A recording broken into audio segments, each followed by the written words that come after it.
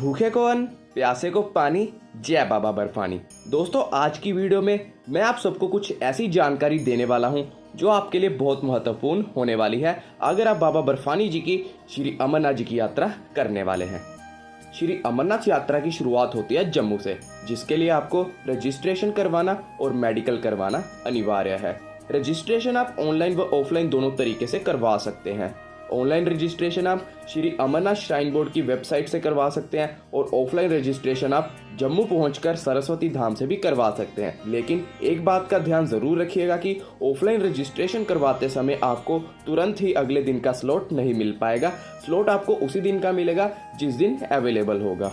अब बात करते हैं RFID कार्ड की, जिसे आप रेडियो फ्रीक्वेंसी आइडेंटिफिकेशन कार्ड के नाम से भी जानते होंगे। दोस्तों, यात्रा शुरू करने से पहले आपको RFID कार्ड लेना अनिवार्य है। RFID कार्ड आप जम्मू तवी रेलवे स्टेशन से, भगवती नगर यात्री निवास से, पहलगाम रूट से या फिर बालटाल वाले रास्ते से आराम से प्राप्त कर सकते हैं। पर मैं आपको सुझाव दूंगा कि आप अपना RFID कार्ड या तो जम्मू तवी रेलवे स्टेशन से ले लें या फिर आप भगवती यात्री निवास से अपना RFID कार्ड प्राप्त करें। अब अगला पड़ाव है जम्मू के भगवती नगर यात्री निवास में पहुंचने का, जो कि श्री अमरनाथ यात्रा का बेस कैंप है। दोस्तों, अगर आप रेल मार्ग से जम्मू तवी रेलवे स्टेशन पर पहुंच रहे हैं तो आपको जम्मू तवी रेलवे स्टेशन के बाहर से ही ऑटो और बस की सुविधा मिल जाएगी भगवती नगर यात्री निवास तक पहुंचने के लिए। 99% यात्री अपनी यात्रा की शुरुआत भगवती नगर बेस कैंप से ही करते हैं।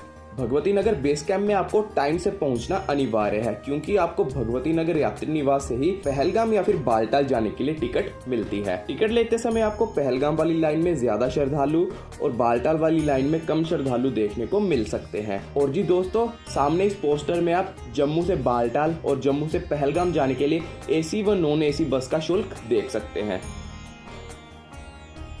भगवती नगर यात्री निवास में आपको क्लॉक रूम मिल जाता है, जिसमें आप अपना एक्स्ट्रा लगेज सबमिट करवाकर यात्रा पर जा सकते हैं। क्लॉक रूम में 20 रुपए एक बैग का 24 घंटे के लिए शुल्क है।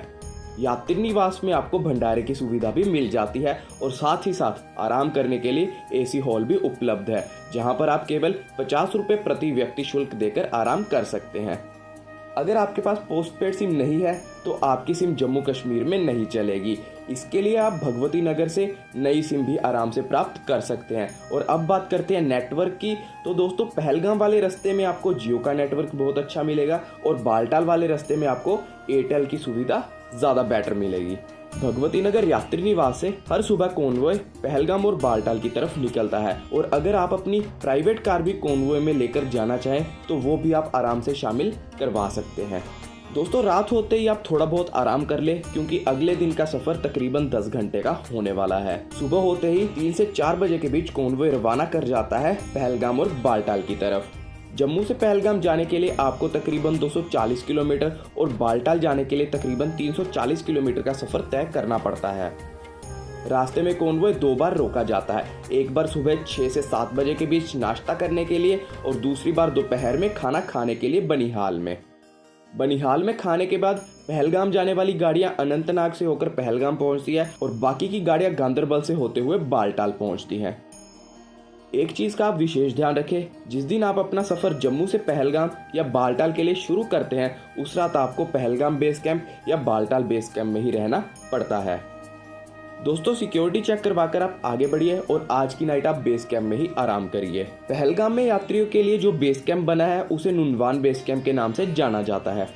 नुनवान बेस कैंप और बालटाल बेस कैंप में आपको बहुत से भंडारे मिलेंगे और अगर रहने की बात करें तो नुनवान बेस कैंप में आप शेयरिंग बेसिस पर 300 रुपये में टेंट ले सकते हैं और दूसरी तरफ बालटाल में आपको रहने के लिए बहुत से भंडारे मिल जाएंगे। लेकिन अगर आप भंडारे में ना जाकर टेंट लेना चाहें तो बालटाल बेस कैंप में भी आपको 400 से 500 रुपये के बीच में शेयरिंग बेसिस पर टेंट मिल जाएगा।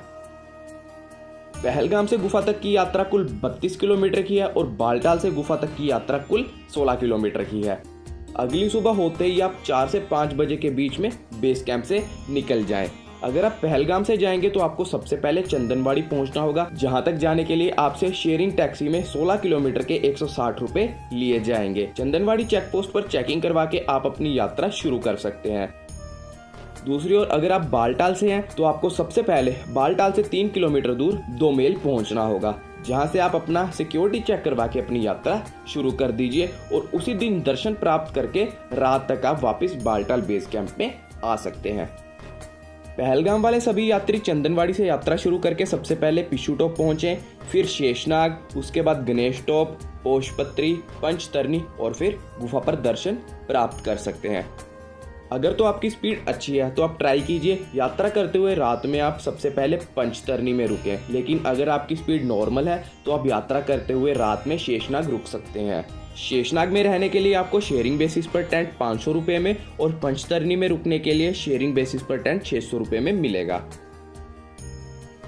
रात में आप पंचतरनी या फिर शेषनाग में विश्राम करें और अगले दिन सुबह होते ही आप बाबा के दर्शन प्राप्त करके वापस बालटाल वाले रास्ते से नीचे बालटाल बेस कैंप में आ जाएं।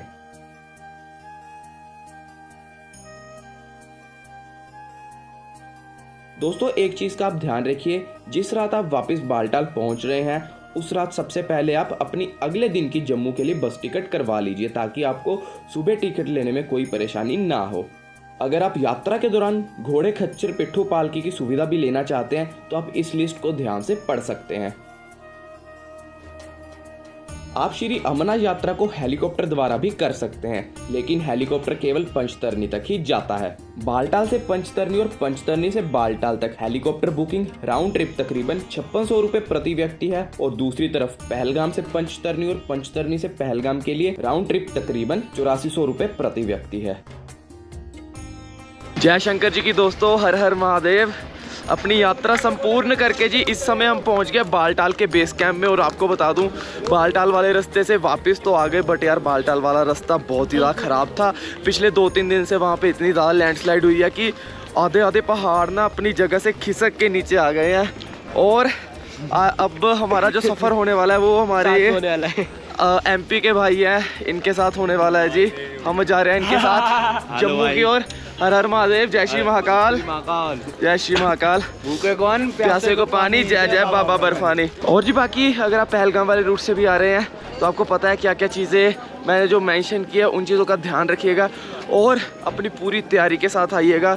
यहाँ पे एक तो यार जो सबसे मेन पॉइंट है वो जूतों का आता है कि अपने शूज़ कंफर्टेबल डाल के आइए। यहाँ पे कहीं भी बर्फ़ आपको क्रॉस करनी पड़ सकती है, कहीं भी कीचड़ होता है उसको क्रॉस करना पड़ सकता है, तो बढ़िया शूज़ होना मैंडेटरी है। और यार यात्रा सच में बहुत ज़्यादा डिफ़िकल्ट है, लेकिन भोले बाबा का नाम लेते जाना है और भोले बाबा आपको अपने दर्शन ज़रूर दे देंगे। आशा करता हूँ दोस्तों आपको वीडियो अच्छी लगी होगी, अच्छी लगने के साथ साथ इन्फॉर्मेटिव भी लगी होगी और नॉलेजेबल भी लगी होगी। अगर वीडियो अच्छी लगी हो तो लाइक कीजिएगा, चैनल कीजिए सब्सक्राइब, कमेंट सेक्शन में लिखिए हर हर महादेव, जय शिव शंभू, बोले शंकर भगवान की जय। भूखे कौन प्यासे को पानी, जय जय बाबा बर्फानी। मिलते हैं आपसे बहुत ही जल्दी एक और नई वीडियो में, तब तक के लिए जय Hind, Vande Mataram, stay safe, travel मोर, हर हर महादेव। आशा करते हैं भोले भंडारी आप सभी श्रद्धालुओं पर अपनी कृपा दृष्टि हमेशा ही बनाए रखे। Bye bye.